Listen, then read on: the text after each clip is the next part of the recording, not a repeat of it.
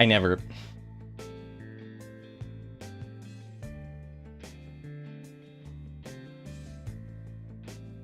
This is ridiculous. Okay,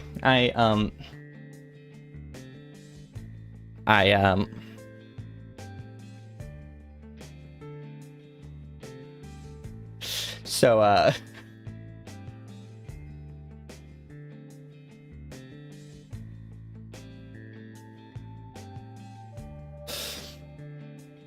I never hit go live. I never hit go live on OBS. Hi. Hi.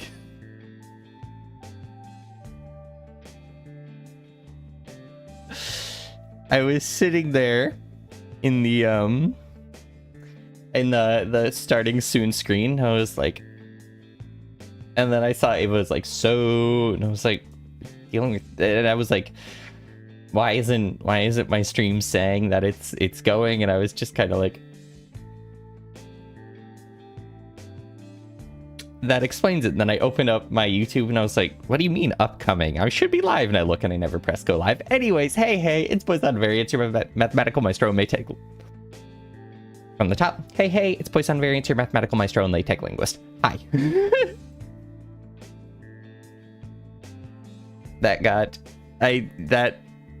Yeah, okay, we fixed it. We're good. We're good.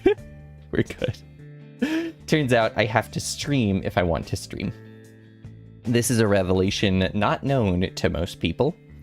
So, yes, but how is everybody's day going so far? How is everybody's day going so far? I know we're starting like an hour late. That's because I woke up after sleeping for 12 hours straight.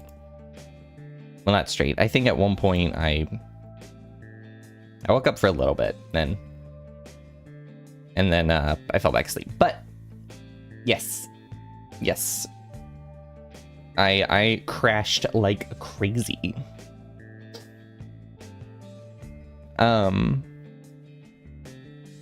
This is somehow OBS's fault. Exactly. I am not to blame. This is OBS's fault. I lit a nice vanilla spice scented candle, and this helps me calm myself. And the music helps me calm myself so I can hide from the fact that I am scrambling. Your day's filled with random just like bumping into stuff. Lots of direct collision. Lots of direct collisions. You're deciding to sign up for a demolition derby. You printed out a poster and then decided you're done with productivity for the day. That, honestly, that sounds like you're going through it. Which, honestly, can't blame you. I have days like that. We all have days like that. You just and then you know, you get up, you're like, okay, I did this thing, good night. No, this Sunday was crazy productive for me. And so then, funny enough, that night, Sunday night, I didn't sleep at all. I slept maybe an hour or two. And then Monday was good. Another productive day. And then Sunday was then today I woke up at whatever time at noon, or a bit past noon. It goes to like 12:30. Whew. Okay. So today I think I've gotten a lot better at this. I've gotten a lot better at just not yapping into the void, and instead actually getting into what I'm going to be working on for the day, instead of just, hey, Mew! Or Elif, I don't know. Whenever I see your username, Mew, like, whenever I see you, I'm like, Mew? I think Mew. Just because that's, you know, Greek letters go to. How are you doing? For anyone who doesn't know, Mew is another math VTuber who will be debuting on Pi Day, March 14th. So if you like math, which I'm assuming you do, because Jay, I know your degree, and Ava, you're smart. Assuming only smart people like math. Not true. Plenty of not smart people like math, and plenty of smart people don't like math too. But yeah, so a soon-to-be debuting math VTuber on Pi Day. So please go ahead and check them out when they debut. I know, and you weren't expecting the plug, were you? You weren't expecting the plug. That's right. We've talked not at all beyond comments on Twitter, but that was enough for me to go, you know what? I'm plugging them right now.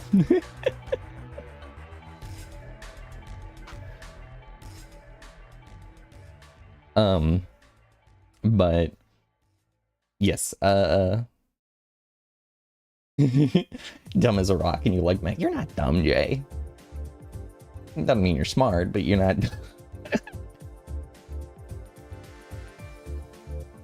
I'm kidding. So, you're dumb as a rock. Oh wait, I just read that. I'm like forgetting the things I just read. Your debut, if you ever. You're Ava, you're a cat, begs for headbats. That's kind of what you already do in general, so. Wholesome shout out. I always appreciate finding more STEM creators. Especially with math, because math is one that doesn't have as much... Like, engineering can be exciting, physics can be exciting, chemistry, you can make stuff blow up, math, less so. A lot more conceptual, and even when it's applied, you generally end up in physics. So, it makes me happy. It makes me happy to have other mathematicians out and about in the wilds. It would be a great NPC streamer. She would. Stand there. You just show up, and then anytime someone tries to chat with you, the camera just zooms in on your model. Starts playing the Oblivion music. Alright, so today we're going to be continuing, finally, we're going to be continuing with how do you make math cool. I mean, so you because you have experience in like mathematical animation, something I've been trying to actually learn, funny enough, you have experience in that, you can make fun visuals. Make fun visuals and make nonsense. I'm currently working on a video that is math chaos. It's very chaotic and messy, but it is supposed to be informative. So, like that. And also, you know, the anime avatar helps. The anime avatar helps hold people's attention. Puns are a good start. Yeah, if you can make math jokes that mathematicians will get and no one else will, that definitely won't alienate your audience. Make math look like a cat girl. Exactly. Anime it. Anime it up. So, what we're going to be doing today is finally continuing, after a while, Project Euler. And Project Euler, the programming and the programming of mathematical programming problems that we've been slowly working through. There's almost 1,000 of them. And yes, emphasis on slowly. To give you an idea of how slowly, because I didn't realize how much time has actually passed since we've done one of these streams. I know we technically did one the other day, but the one we did the other day was more about analyzing other people's solutions. Furry trans yeah. I mean, unironically, it kind of it would work. It would work. Just saying.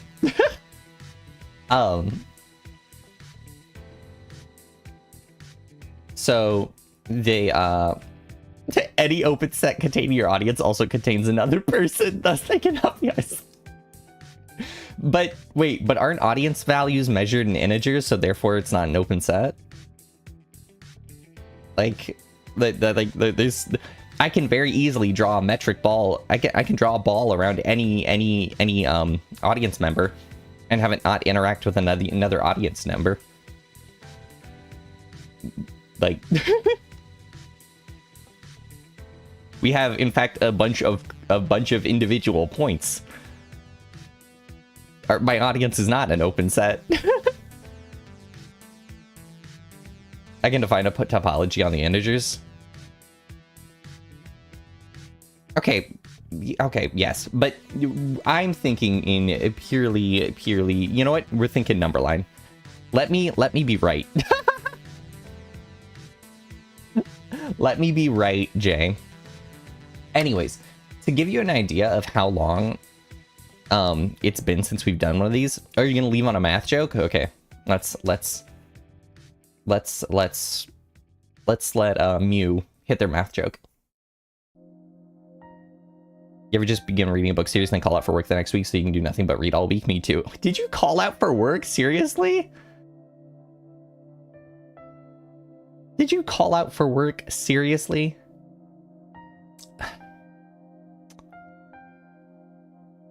Don't do that. Unless you have PTO. In which case, do that.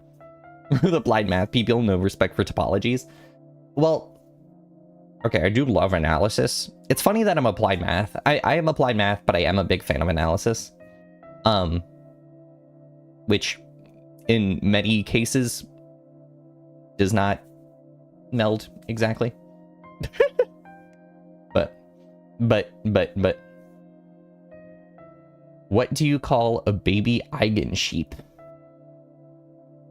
What? What do you call a baby eigensheet, Mew? Is it an eigenvalue? I don't know. That's my best assumption. An eigenvalue. What's a baby sheep? Oh, lamb, duh. A lamb, duh. God damn it. A lamb, duh. That, okay, yep. Yep, I knew it before you even typed it. I forgot what a baby sheep is called until I said it out loud. I was like, a lamb, duh. Oh my god, I love it. I'm stealing that. I'm gonna steal that and use that at work, and then I'm gonna get my boss to look at me like...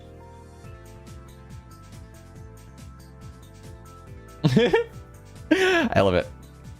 I'm stealing that. I'm absolutely stealing that.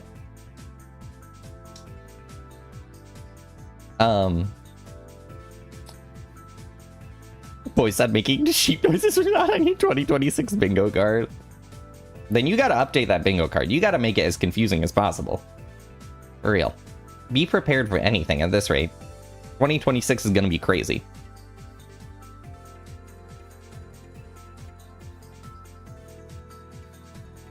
If that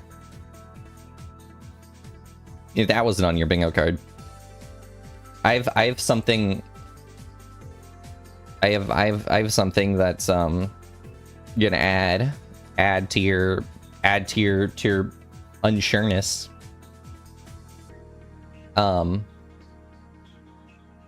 Good luck on Euler problem coding. We're doing 15 problems today, right? Yeah. Yeah, totally. Enjoy your reading, Brinch. Enjoy your reading. Enjoy your reading. 15 makes sense in May divided by 20. I'm not gonna say you're wrong. I'm not gonna say you're wrong. It still hurts, Ava. It still hurts. All right.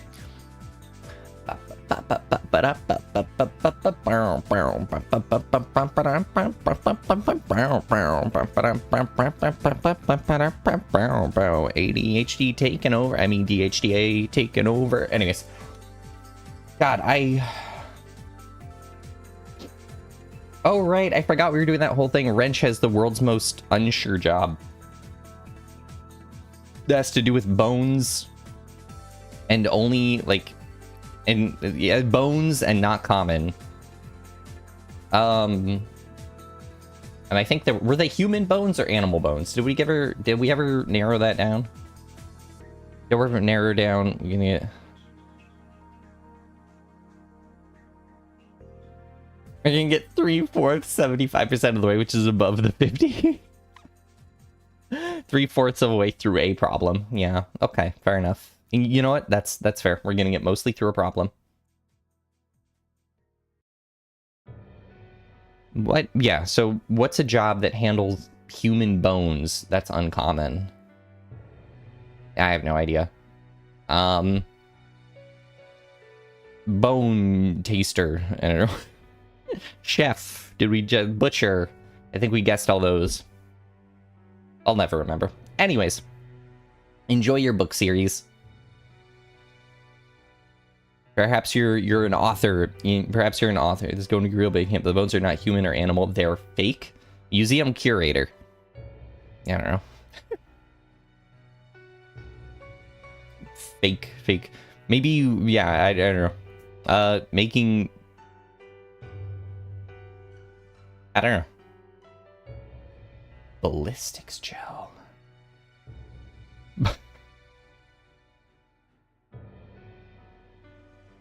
Ballistics gel, bone tickler. Who would pay for that? Excuse me, sir. Can you please cut open my arm and tickle my bones? Do bones have nerves like that? Can you tickle a bone? Questions for later. Questions for when I can find someone to slice open. But those are questions for later.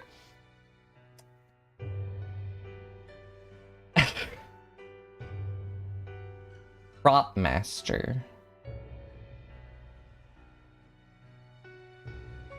That's a thing? I don't know what a prop master would be, but cool. I assume someone who handles props. Fake bone. How is that? You said like there was almost no one in your part of the country that does it? Interesting. Interesting. I guess depends on where you're filming or whatever you're filming or plays. Who knows? I have no idea. As I am not a prop master, I would be unable to be able to figure it out. A prop master is basically the supreme ruler of objects in movies, TV, or theater. Cat GPT. That's our Ava LLM is Cat GPT.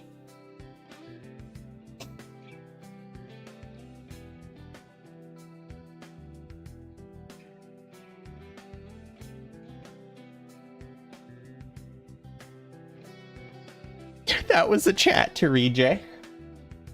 The guy who throws cinder blocks at his kids. I think the term you're looking for there is criminal. What the heck? What the heck? Okay. Okay, I'm getting distracted too much. Hold on, let me read what Wrench said, because Wrench writes a lot. Basically, there's a warehouse full of props and outfits and a bunch of other stuff that they use on different TV shows and do their rent out from in charge of making sure that the things. Oh, okay. So your people rent out from you. That makes more sense. So it makes sense that there wouldn't be somebody who's like if you have a company that people just outsource to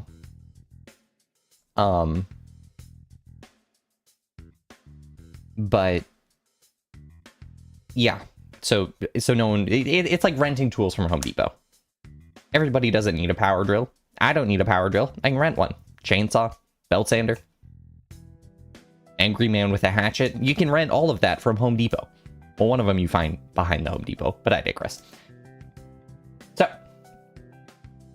technically is the only problem master for... Oh, okay.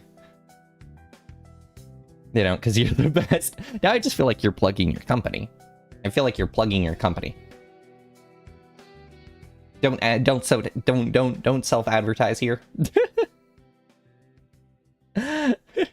Don't self-advertise here. Sure.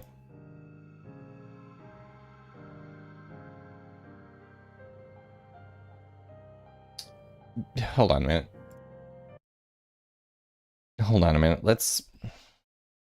What? For reference.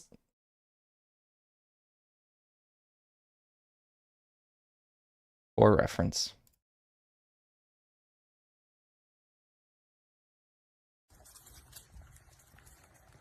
Hey Watson, cinder block.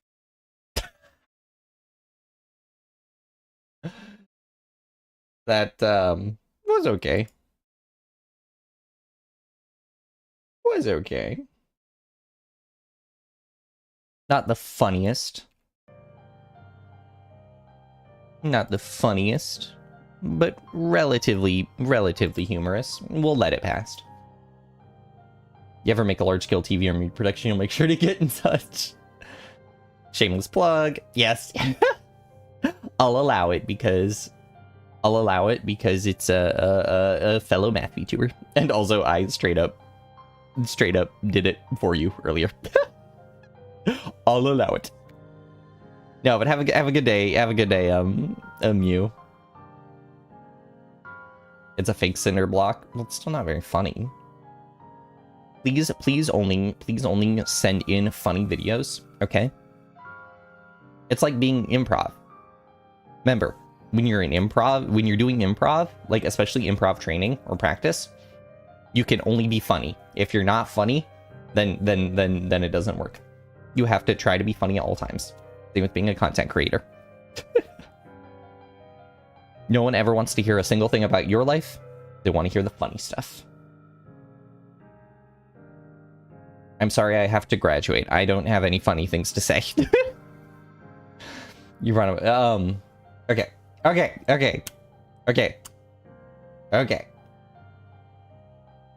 Coming back. We're circling back to 1. Circle back to 1. Circle back to 1. Whew. So, the funniest video imaginable? No, the funniest video imaginable is the one where A2 hits 9S with a car while it plays Out of Touch. Or the video where it's all the GTA 5 NPCs driving off an overpass and exploding. So, today, Project Euler. We're all familiar with Project Euler. How long it has been since we've done a Project Euler problem on stream? This is the last... The problem counter was 26. We'd solved 26 problems, which is not very many, but you know what? We're going at our own pace. Should be allowed to yap because you forgot to start streaming and we missed the yaps for like 5 minutes. I mean, I started 45 minutes late and then I forgot to go live for 5 minutes. I don't have a follow-up for this. Please don't leave. Okay. Don't worry. We will get distracted. We will get nothing done. It will be a usual Project Euler. It will be a usual stream. I will get easily distracted. Anyways, so we had solved 26 problems. We're actually now on problem 44. So so we're gonna have to update this to 43 problems solved.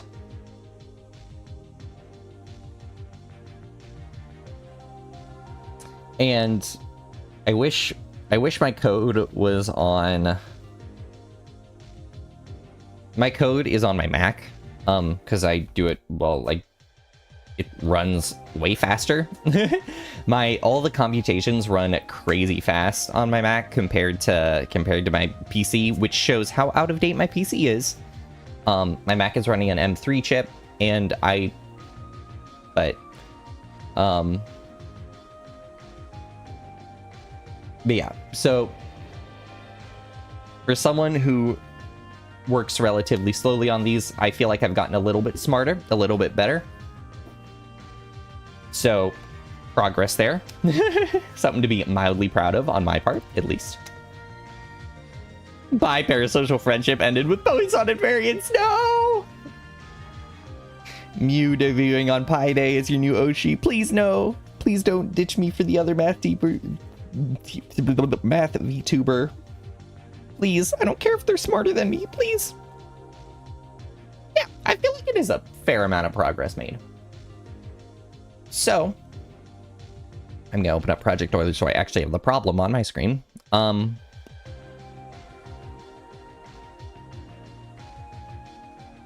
some of them have been... I've gotten a little bit better. I've gotten a little bit better when it comes to thinking about these problems and coding practices. So that's good. That is promising on my end, I would say. Now, sorry. I looked at this one a bit, and I looked at this one a bit, and it was okay. I was okay on it. I was messing with it a bit, but didn't really do much. But I haven't spent time thinking about it, so I got ironically kind of wish Mac, the gaming desktop, just so I could fully integrate stuff. I need to go ahead and make the switch to Linux. I need to just double down and do it. The big problem for me is that Final Fantasy XIV doesn't have a native Linux launcher. You have to download a third-party launcher, or you have to buy it through Steam. The thing is, if you get it through Steam, then you have to I would have to buy the entire game again. I would have to buy the full game again in order to play it through Steam, which is not ideal. But let's go ahead and work on some problems. I decided to start just a new little thing. Alternatively switch my Mac to Linux. Well, the thing is, I have an iPad, I have an iPhone, so the integration would be there for free, and I wouldn't have to be passing stuff between drives. If something's available on my iPhone, it's available on my iPad. If something's available on my iPad, it's available on my Mac. It makes stuff like editing thumbnails very easy, potentially, or like anytime I make art for a thumbnail, I can just be like, okay, I can just access it on there. If I want to access it on my desktop, I have to send it, or I have to add it to a drive. Then it adds an extra layer of annoyance. So switch my brain to Linux. I'll try. So something we've been doing is, so we still have Ava's axiom here. Ava's axiom, solid as ever. There's been a few problems where it's actually worked out pretty well. It's worked out pretty well. I even, because as I you know what, actually, one second. I'm going to find something. Also, I've been a lot better with certain coding practices. This whole thing was like if else and then a for loop or something, instead of just being this. Made it one line, we return the one line. So I've gotten a lot better at this. So, oops. Let me grab my Mac real quick. And what I'm gonna do is just upload the I'm gonna upload the notebook I've been working in to my Google Drive, and then pull it and then open it up on this. So I will be right back.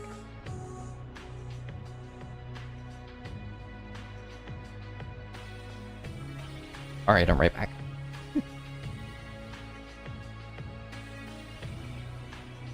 So, because I'm also gonna have to make a quick few edits, because I realize that it will absolutely dox me if I'm not careful. It will absolutely dox me if I'm not careful, because for some of the problems you have to save them locally and then access the file. So my Mac has my legal name, my voice crack. My Mac has my legal name, and so whenever it tries to access it from the local files, it's like users, legal name, and then the rest of the string. So I got to go in quickly, edit those, and then I'll upload it for myself. Let's see. File. I'm just gonna say path to file. I'm gonna rename all those. And then I can show off a little bit of, because I've been very verbose with a lot of my stuff. In different horrible attempts. And you can see there's like a specific spot in my code where I change from, I start to become more efficient. There's another one here. Here we go. Path to file. Okay. So let's go ahead and upload this.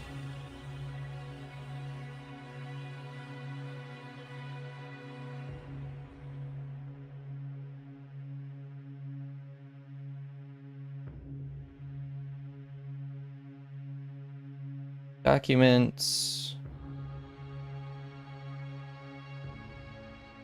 You accidentally figured out how to code the solution. Should you shut up and implode? You can share any ideas you have or any hints you want. Like you said, I haven't really, or like you said, look, I've said I haven't really looked at it much. So if you want to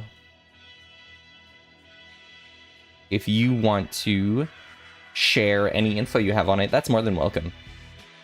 Because something I also learned, or something, I was rereading over the Project Euler kind of like guidelines or introductory stuff. And one of the things was, don't just copy people's problems offline, but use your resources.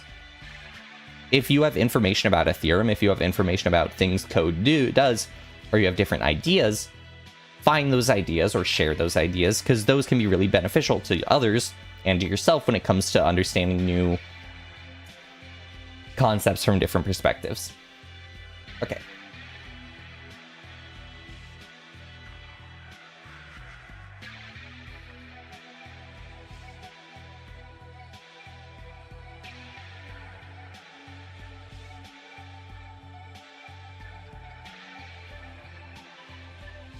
Okay, it's uploading.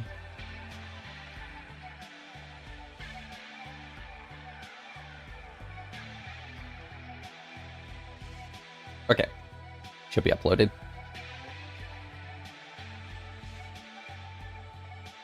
Let's go ahead and see if it exists locally yet for me.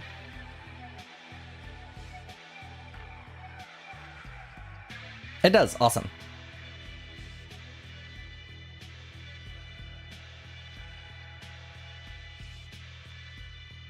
So, what's happening here? Why is the... Oh, because, there we go.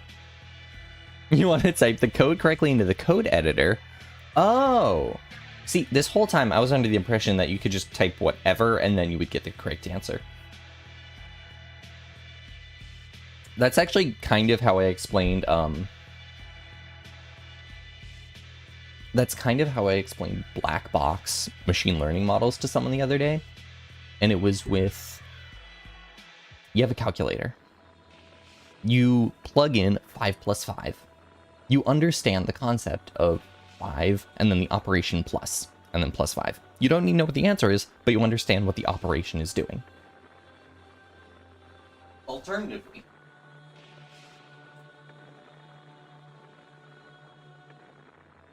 Alternatively, if I type 5 into a calculator and then just hit enter, a black box method would just pop out the answer 10.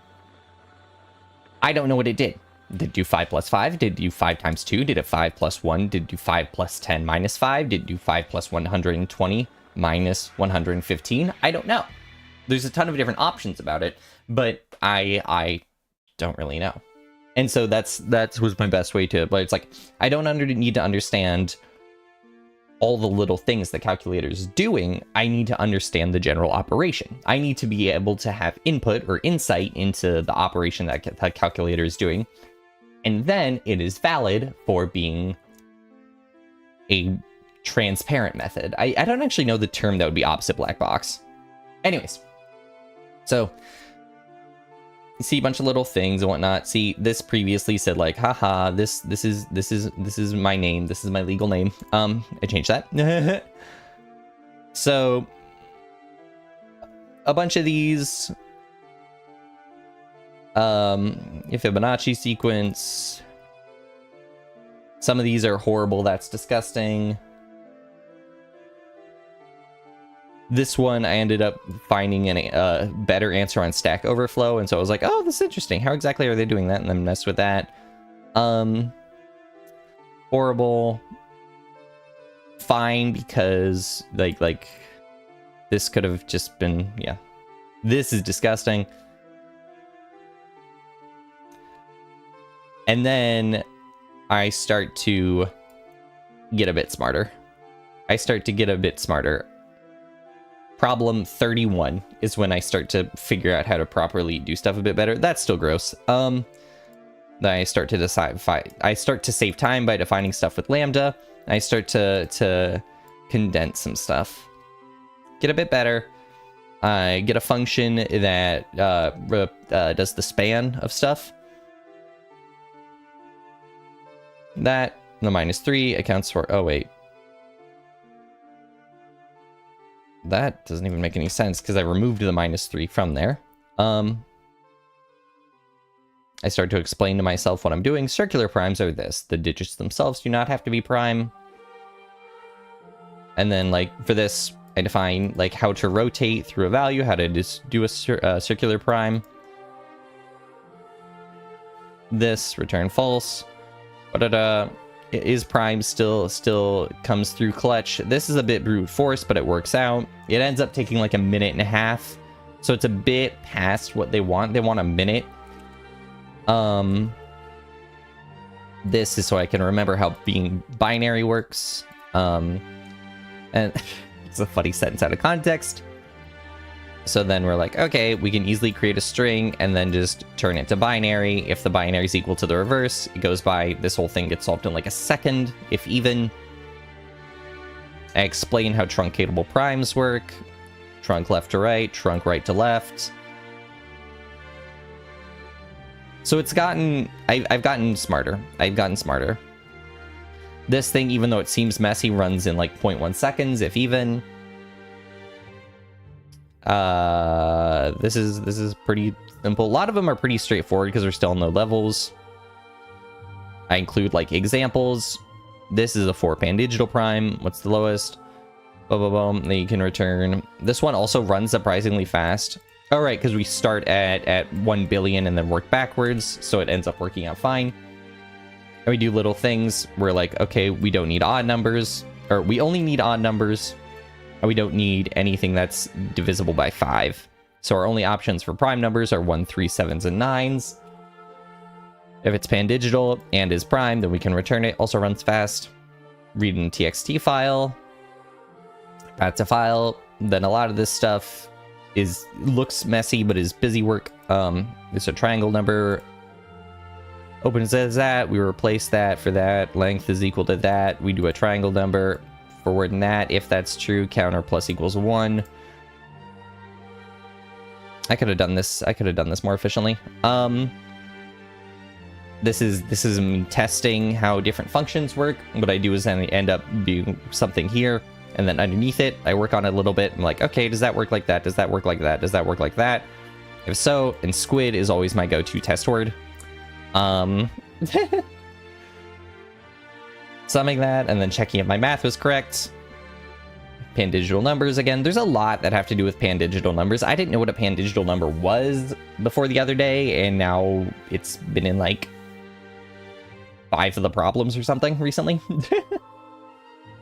A lot of these low-level ones seem to be pan-digitals and primes is the go-to, because those are very easy ones that you can kind of solve with divide by for int, yeah, return true, false. Is there a more efficient way to do this kind of stuff, where it returns false if that's true, and then, or returns false if that's true?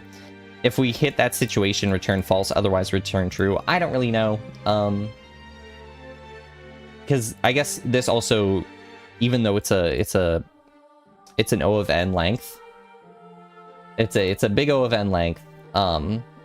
it has potential to be lower, so that's more efficient. Whereas if I did as one line, it would have to be big O of length, and then I would have to run through and find any case, so it actually would end up being like n squared. Not n squared. 2n? I don't know. Okay. So here we are. Pentagonal numbers can be defined by this formula. So an example we have is that p sub 4 plus p sub 7 is equal to p8, but p sub 4 minus p sub 7 is not in p sub I. P sub I is going to be the whole set of p sub 7. And I want to actually, for myself, I'm going to write out something in a moment. We want to find I of j such that, and I have to use the reverse in for such that because I don't have, if I wanted to make one that was cleaner, I think I would have to make my own command, and I don't know if you're able to really do that in the VS Code Jupyter notebooks. But I digress. We want to find I and j such that piece of... This is wrong. It's supposed to be j and k. Such that j and k plus or minus the absolute value is in the thing. That's what we're looking for. So the other thing I want to include in my example, actually, is...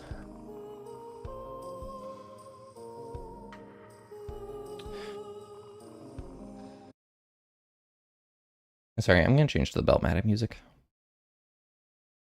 I kind of want to vibe to Beltmatic right now.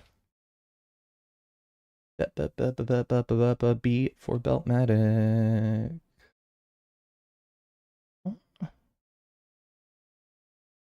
Is it like...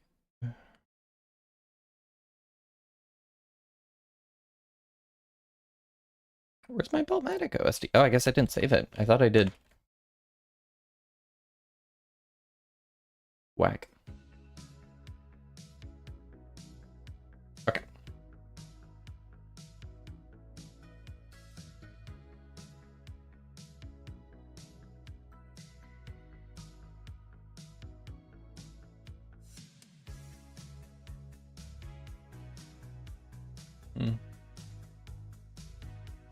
You can just do absolute value of piece of j such that piece of j equals k then.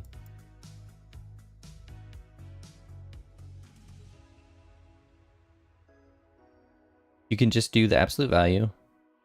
Oh yeah, yeah. You're right. I don't even know why I bothered to write that. I think I was just kind of like typing out and going for it. Nope. I guess not. I thought you could too. But no, I guess you can't. Weird.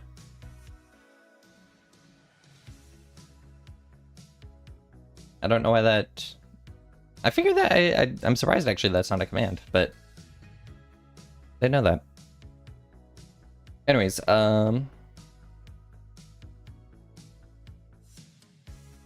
I equals... Oh, this is gonna, for myself, I'm actually, I'm gonna do it like this.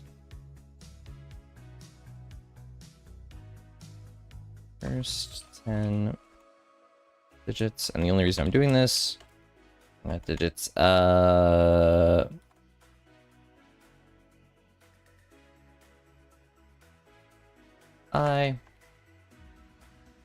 1, 5, 12, 22, 35, 51, 70, 92, 117, and 145.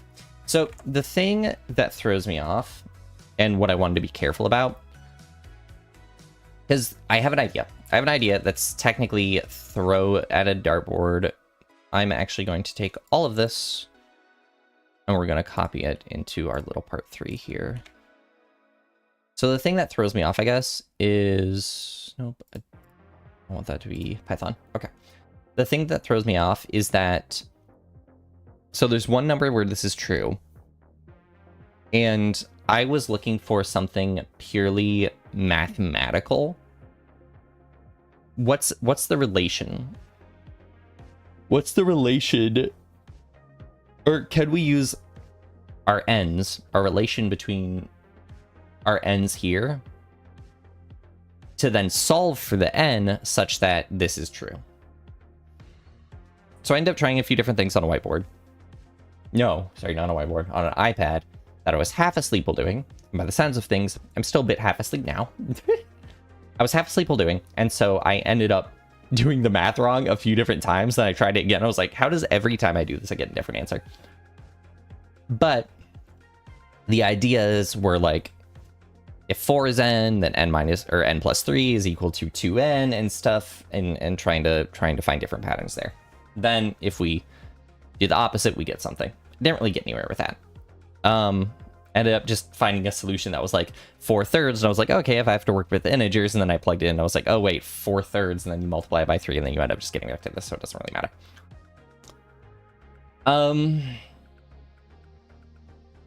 So I guess we could just try something. Let's see. Critical numbers are generally a formula. So for myself, let's go ahead and pentagonal nums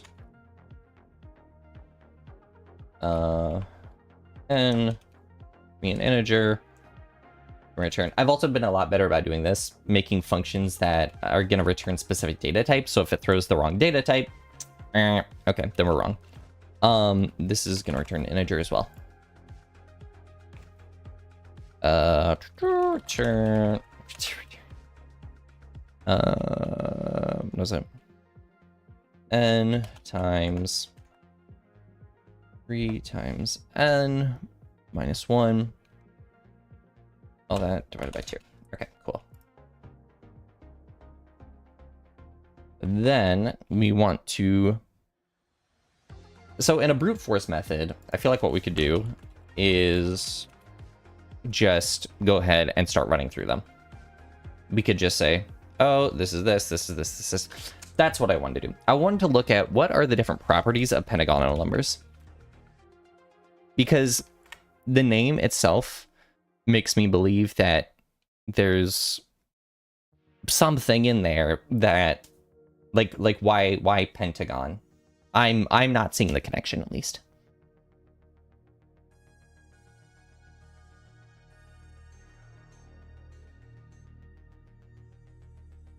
Oh. Oh.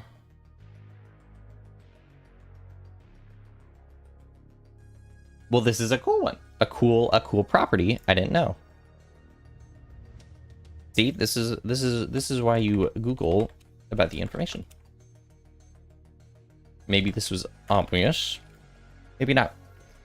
But so n 3n minus 1, and this I'm writing it because that's how they wrote it. Simplified. I prefer to work with a bunch of linear components than some squares. Is equal to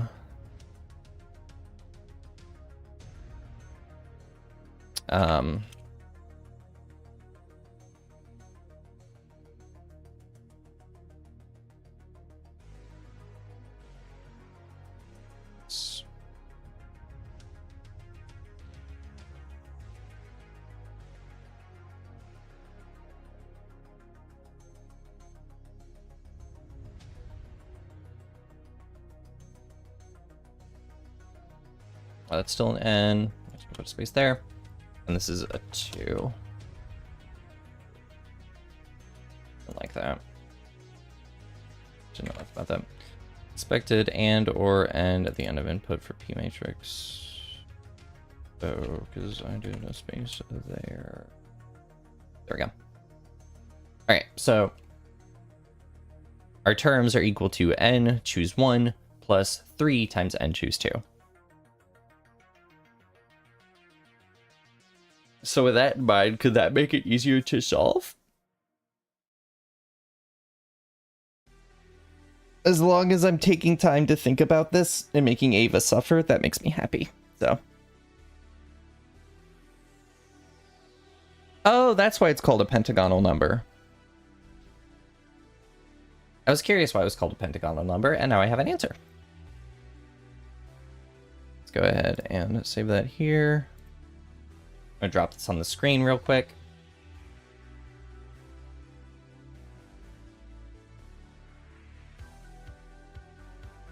This is cool. I didn't know that this was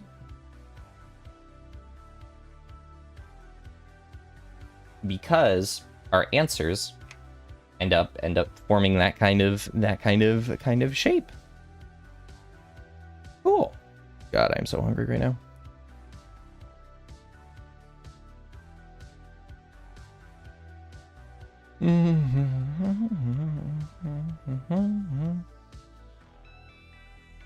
There's a lot of cool, interesting things about them.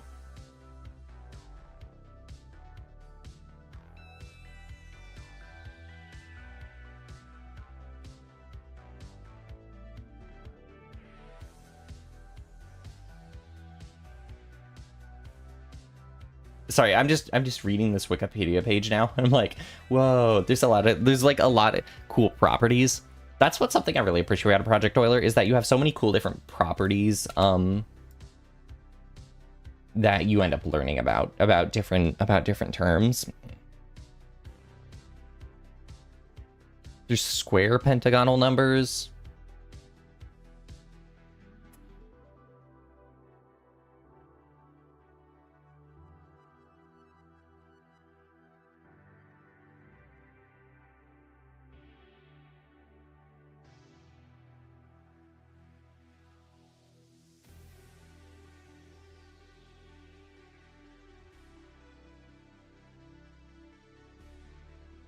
Oh, cool. I'm just reading tons of cool stuff now, and tons of like different tests. Are pentagons gay? Probably. How would you determine that? How would you determine the sexuality of a shape?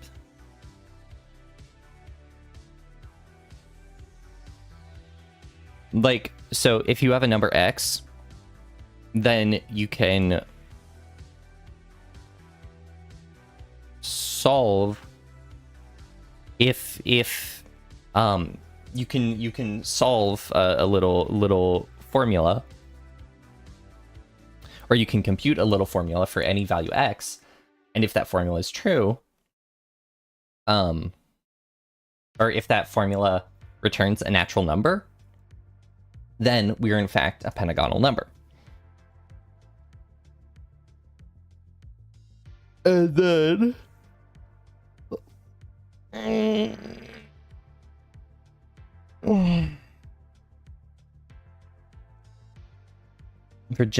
for non-generalized pentagonal number, in addition to the perfect square test, also required if 5 mod 6. Oh, cool.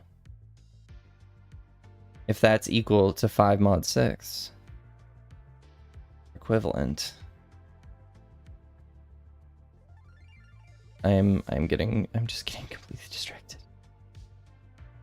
It's just cool. It's even though, yes, I'm an applied math person, it's very easy to just get distracted by this stuff.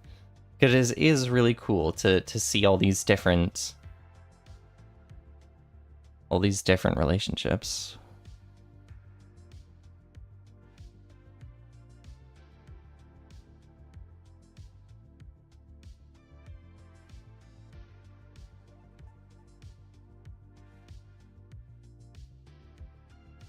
Okay, right. I should focus. So there's one, the claim is that there's one, we need to find Poisson numbers. Ooh. How would we define a Poisson number? How would we define Poisson numbers? Not Poisson numbers, with 3 S's. Poisson numbers. Oh, poisoned, sorry. There we go. So how are we going to define Poisson numbers? Numbers that just slowly deteriorate. Would that just be it? Numbers that like deteriorate in some way? Wouldn't that, I guess, be closer to like entropy numbers? Oh, what if we define them to mess with like the SIR model? So then what can happen is they can get sick and then recover. They're susceptible, they're infected, and then they recover. I guess that wouldn't be poison then, that would be infected numbers. So that wouldn't really work. I'm sure there's a way to do it.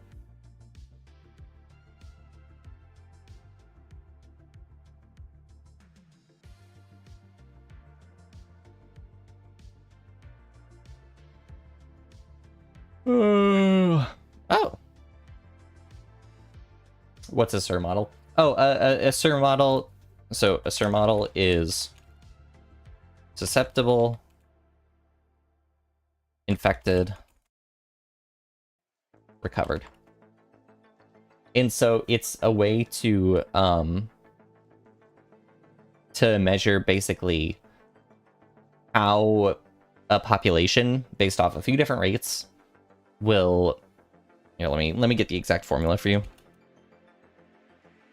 Where is it? There it is. Oops. 44 S of t equals S naught e to the negative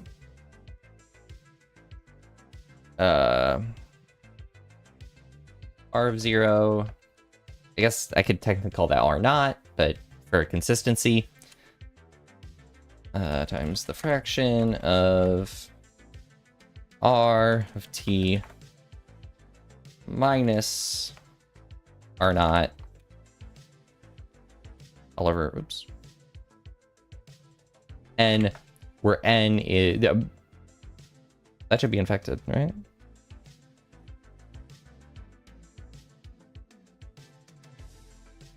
Yeah. Normally, you have a few different things in here. You can actually generalize this to be like alphas and betas, where you have rates of infection. But yeah, so that's your general idea for it. But that would have to be for infected numbers. For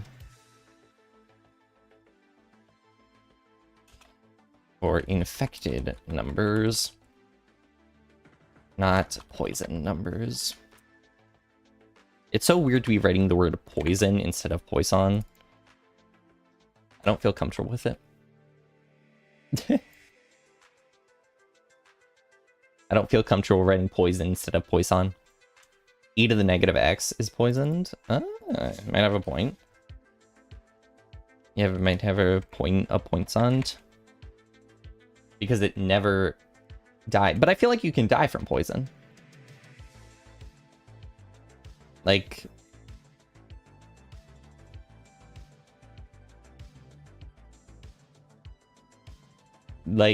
you could get poisoned and then you could die. So you would have to have like negative x, or you could get better, So you'd have like plus or minus some alpha. I'm actually gonna do epsilon on plus, or yeah, alpha tend to scalar, so I'm gonna say epsilon. So it'd be like plus or minus some epsilon, and then you end up basically either you get worse or you get better.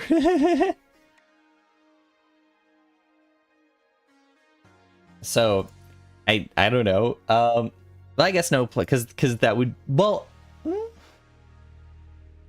gets worse, but since you're always dying, it dies, or gets better. Connect to like the Collat's function. I don't know off the top of my head.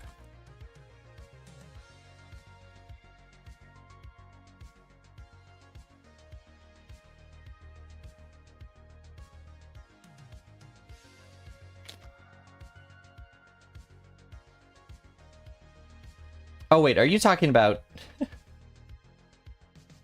Are you talking about the problem? I think you're. Are you talking about the problem instead of me just rambling about poison numbers? You know what? Fair. I'm gonna be right back. I am going to grab a snack. I am starving. Sorry. Give me one moment. An hour in and we've got nothing done. That's very fitting. Where's my 10-minute break button? I feel like it's somewhere here. Yeah. I'm gonna be back. I'm gonna stuff my face real quick.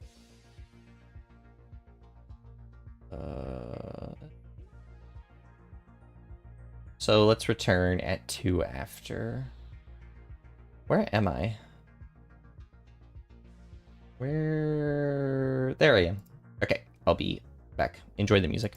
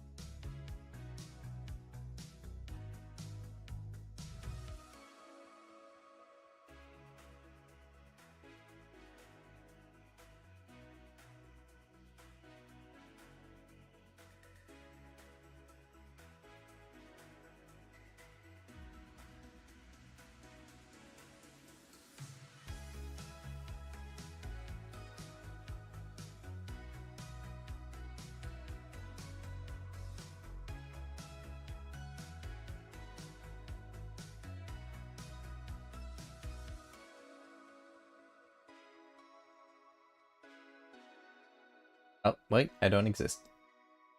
Where am I? There I am. I am back. Alright. It is time to actually get this work done.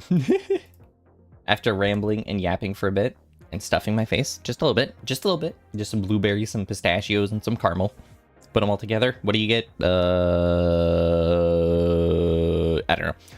But the idea is simple. So we're gonna want to generate pentagonal numbers, right?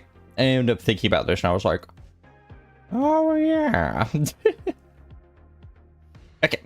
Generate pentagonal numbers. Every time we can generate the number and then we can look at all the numbers underneath it that we've generated.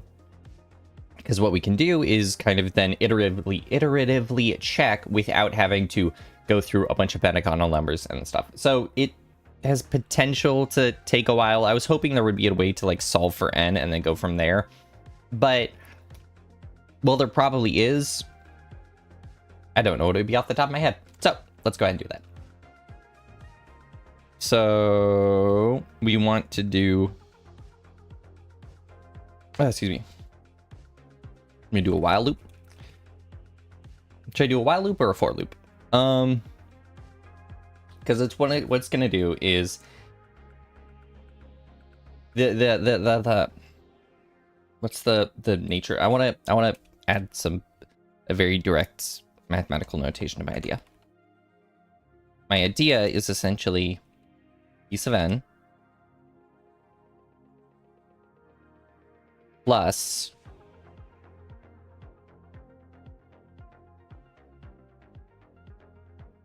a piece of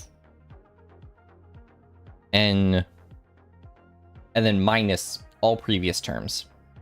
So it'd be like piece of minus m. Oops, wrong button. In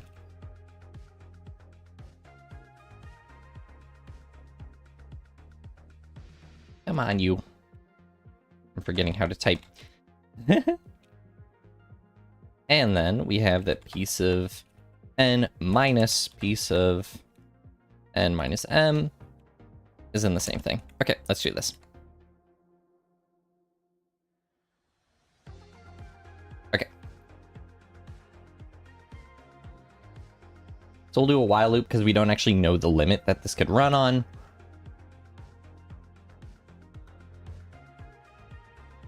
So we're gonna let n equal 1 to start. I'm actually gonna let n equal 2 so that we can actually do this. So while, oh, and then we also need an m.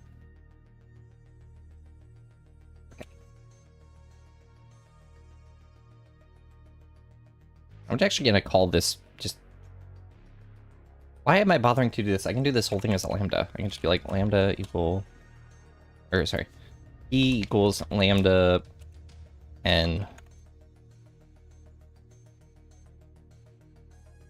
There we go.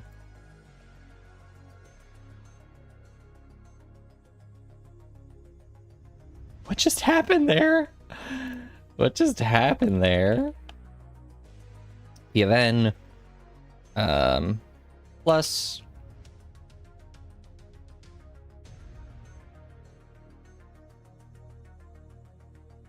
I guess I'll need to be making, and I'll need to adding as I go.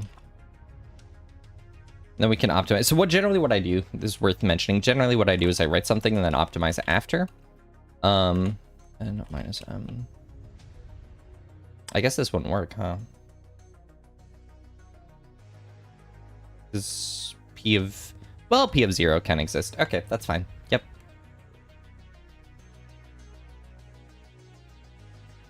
Not in pentanums and p of n minus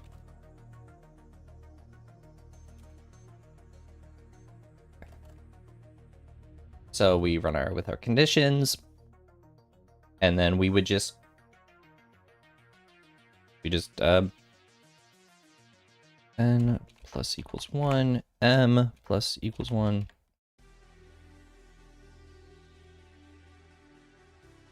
No, we want to define... We have to define m initially for that while loop to work. And then we would have to, like, for m in range of n. That... I'm doubling up on stuff in a confusing way for some reason. Because I don't want it to be limited, so I want it to just run. And then I want it to...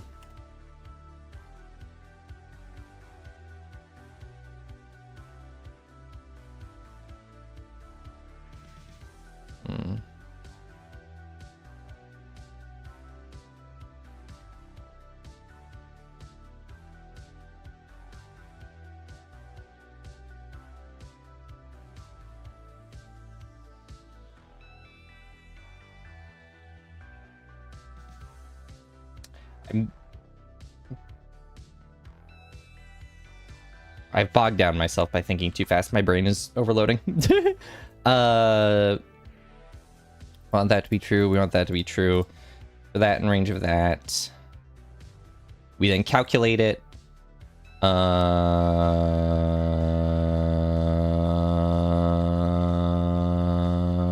why am I doing that? No, wait, if I'm counting up on both of them, then every time I just recalc it, right? Yeah, I think I'm overthinking this like crazy. Just have a cat explode in my chat. And then P of n.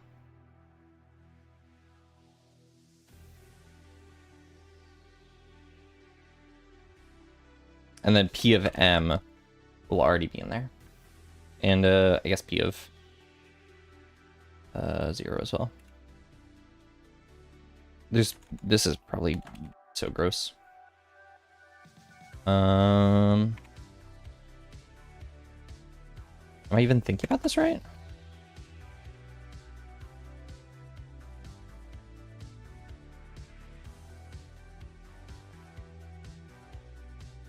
Oh, no, I'm not. That's gonna run infinitely.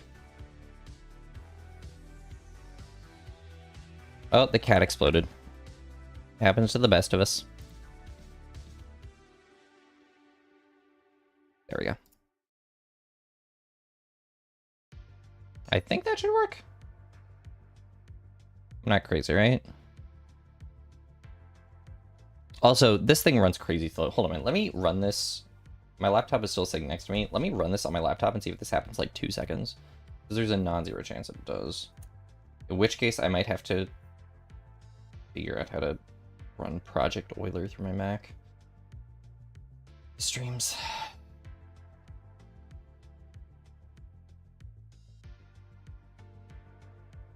I said lambda n times 3 times n minus 1 by 2.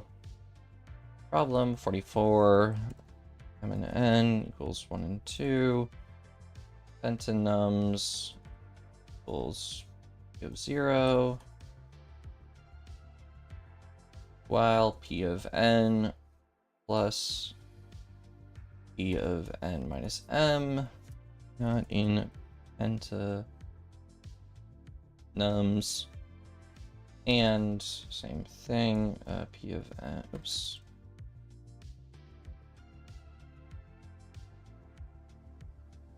Oh, that's supposed to be a minus.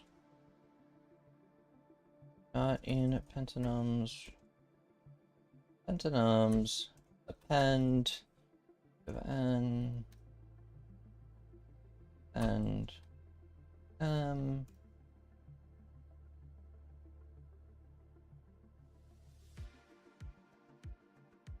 No, I made a mistake. The mistake is that it's not sufficiently checking everything. I have to have it check everything underneath it, that's why.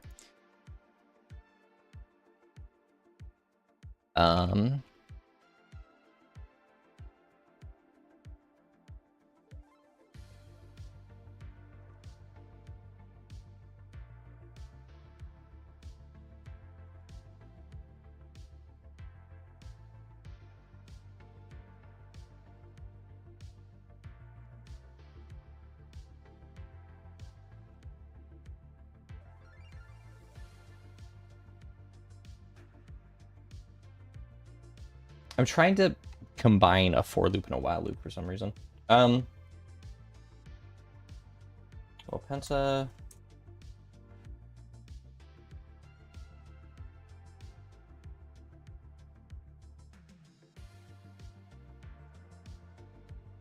What am I trying to do?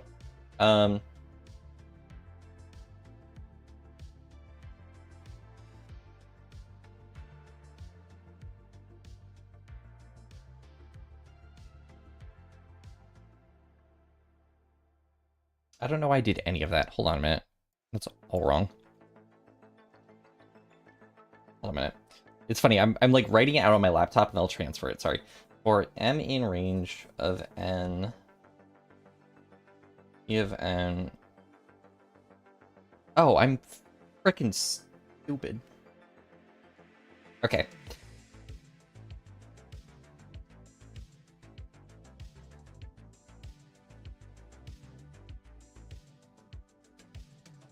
So I'm gonna actually do a similar thing I had. Let me think. And then every time it runs, I have to just check. I don't know why I'm bothering with that or that. I don't need to add stuff for it. I just need to afterwards do. So we calculate p of n, we add n plus 1, and then we do for m in range of I. Now let's do n. If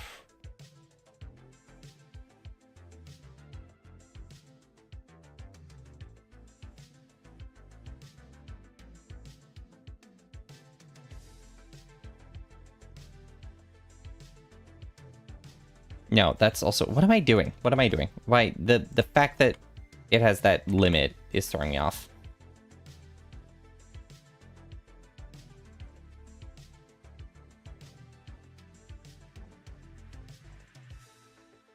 So a brute force way to think about it would be like for n in range of, say, that.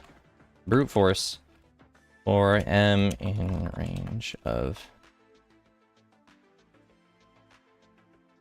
n.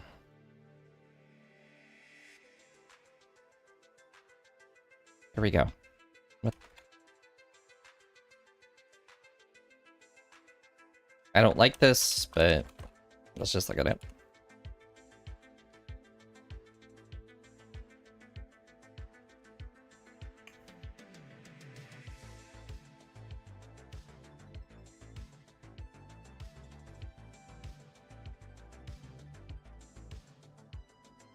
One more here that I found on the description of a pentagonal number.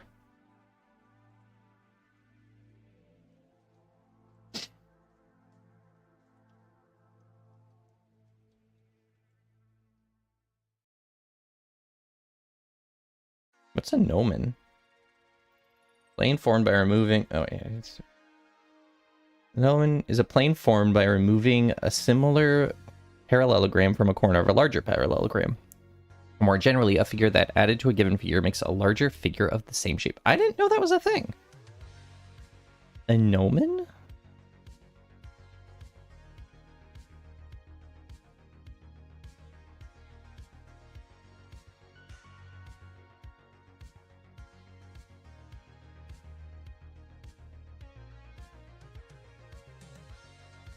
Whoa.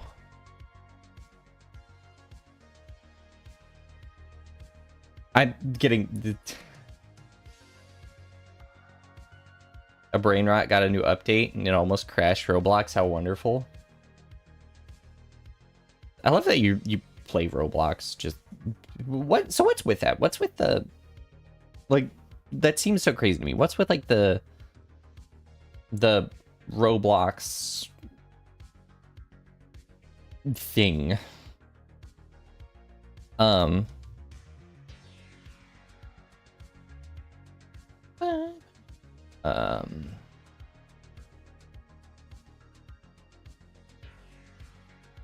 Like,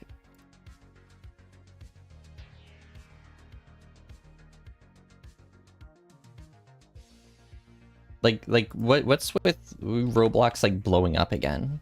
Or like blowing up in general. I don't know if it ever blew up.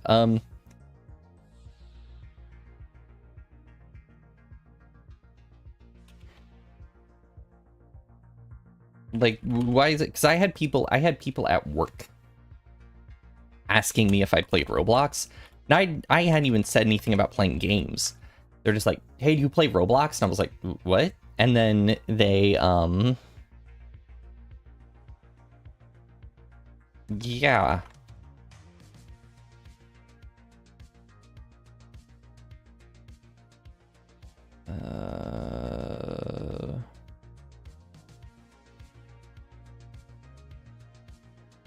It's here. Yes. Muttered to myself, and that got Siri to activate. And then after they asked if I played Roblox, what am I supposed to be returning exactly? What is the value of D?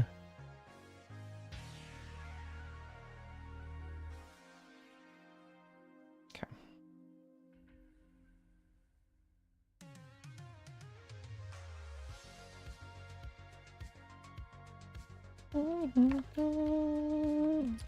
They asked if I played YouTube playables.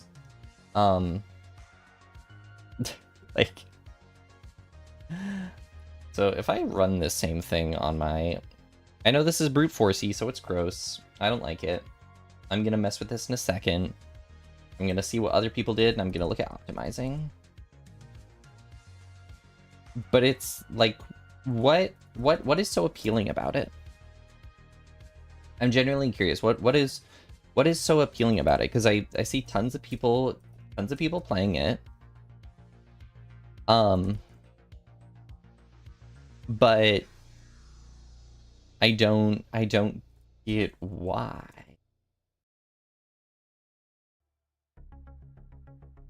What do you do? What do you do in it? How does one spend their time? How does one spend hours upon hours in Roblox?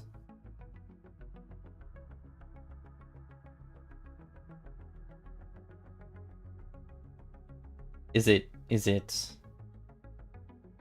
well, is it just like standing around? Is it playing like mini games? Do you communicate with other players extensively? Like what is the? Because even Zero was like playing it at one point, and I'm like, what the hell? What the hell?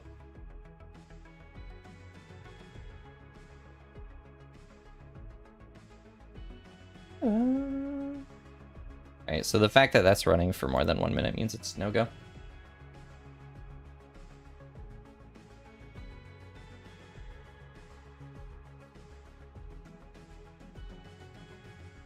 Oh right, there's another.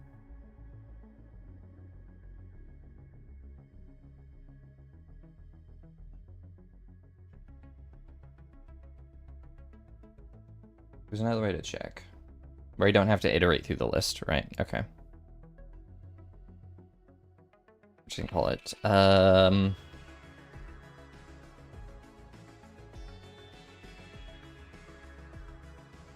Communication got harder because of age verification. So some users have resorted to Morse code.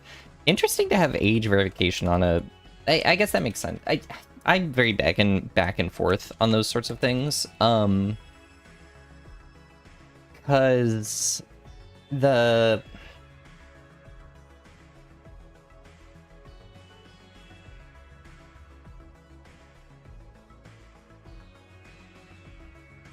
I want to return Boolean.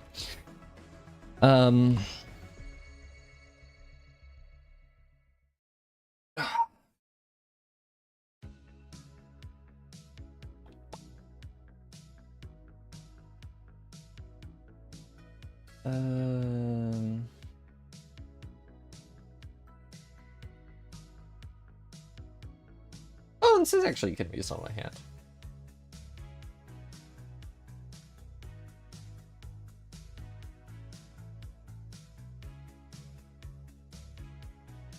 That's amazing.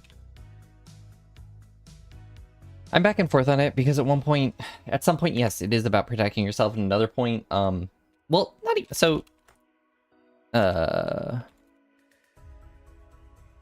It's about protecting yourself. I get that.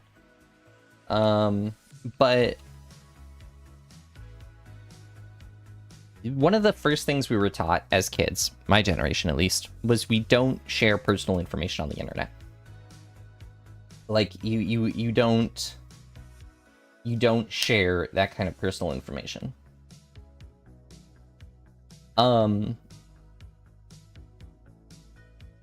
So the fact that they're having that so many companies are doing that with the claim of it's to protect people makes me uncomfortable, because that's like, we were literally taught not to do that.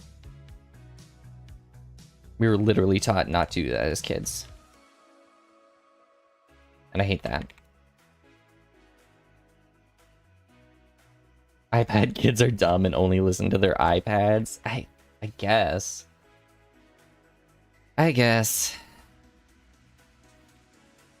It still seems ridiculous to me that companies are taking advantage of kind of that fear that I think a lot of parents have. And I don't like that. I don't like that at all. Is that the equation? Yeah.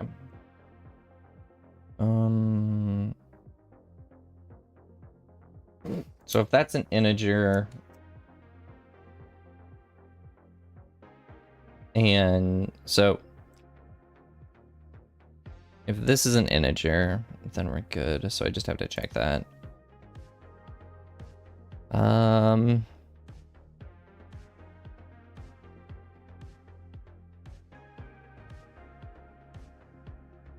Oh, and then the other thing is that we should have pentagonal numbers. What was that? This is with mod.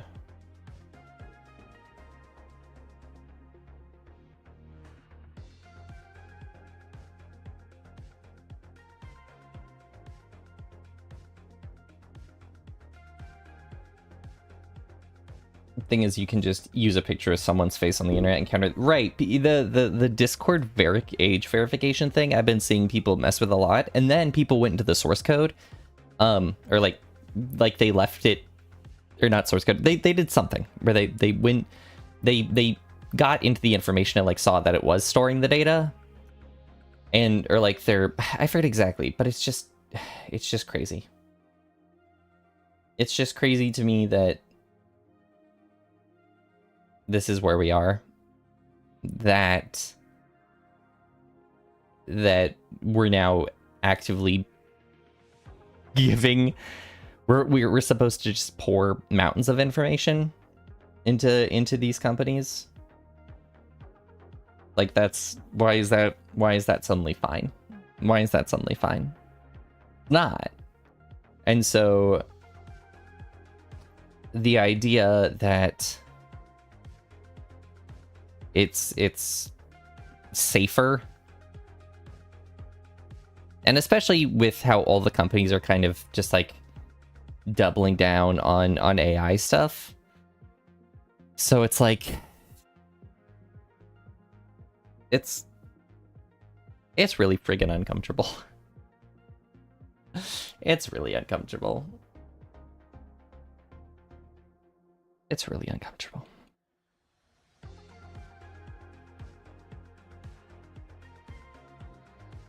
How do I do it if I like do type E of N?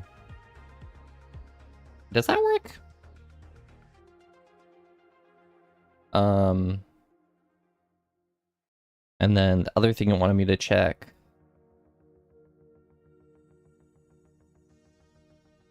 Perfect square test. Check if that is a perfect square. we want to check if p of n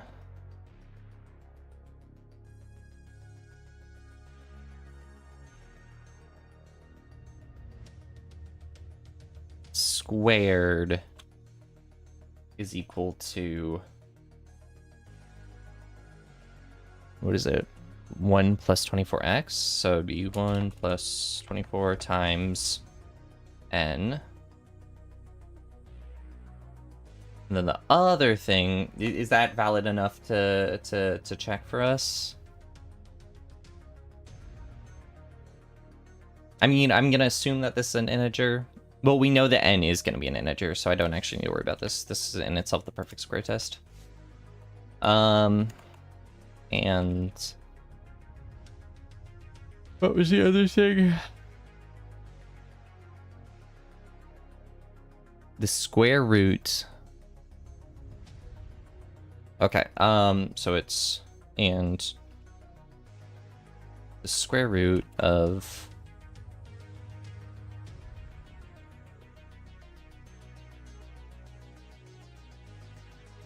oh wait, hold on. That's, I shouldn't be doing p of n here. I shouldn't be doing p of n here. I should be doing this. Oops. Sorry, the pentagonal test, I need to actually change this to be a different thing. Let penta.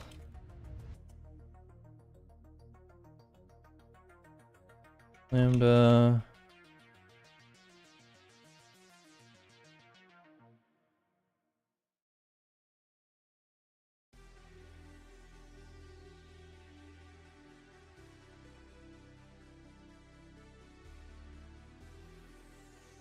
Excuse me. All right, square root of,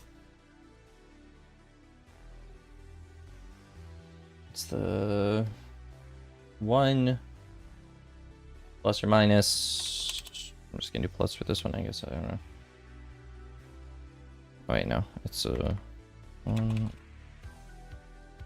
plus,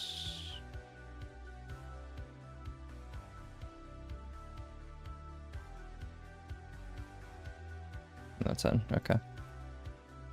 And 1 plus 1 is 1 plus, how am I miles? So I've noticed something about myself. I am miles less efficient when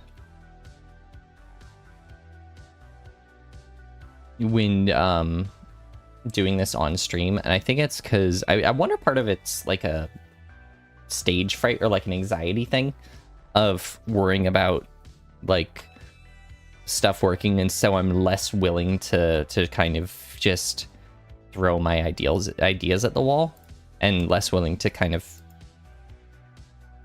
there's more anxiety surrounding like getting the answer right, I've noticed. I find that interesting.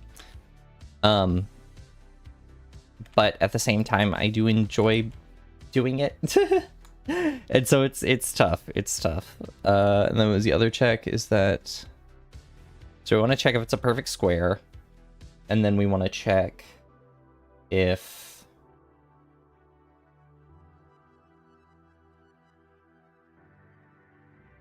penta is 6 mod. So we want to check just if this portion -1 mod 6 equals 0, would be +1.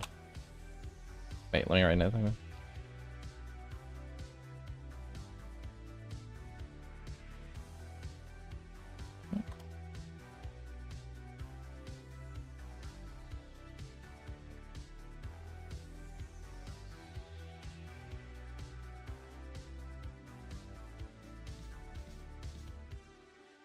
Okay. I think that's right. I think that's right.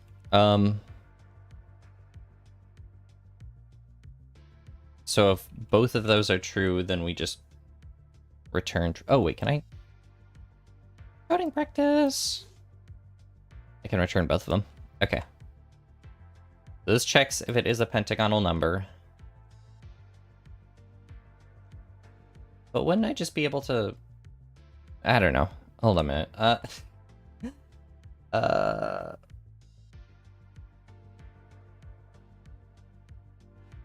Lambda... We check if it's a pentagonal number. Why would I need to do that?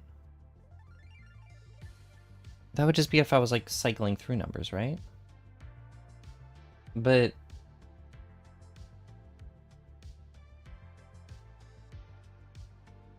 I don't know, man.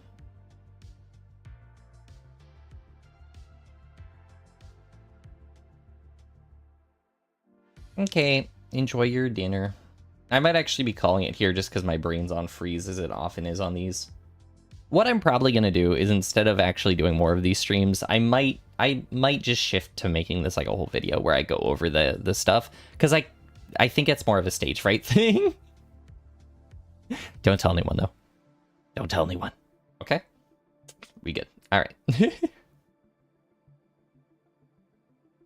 I don't know. I'll figure out another way to go about doing something mathy or something. I don't know.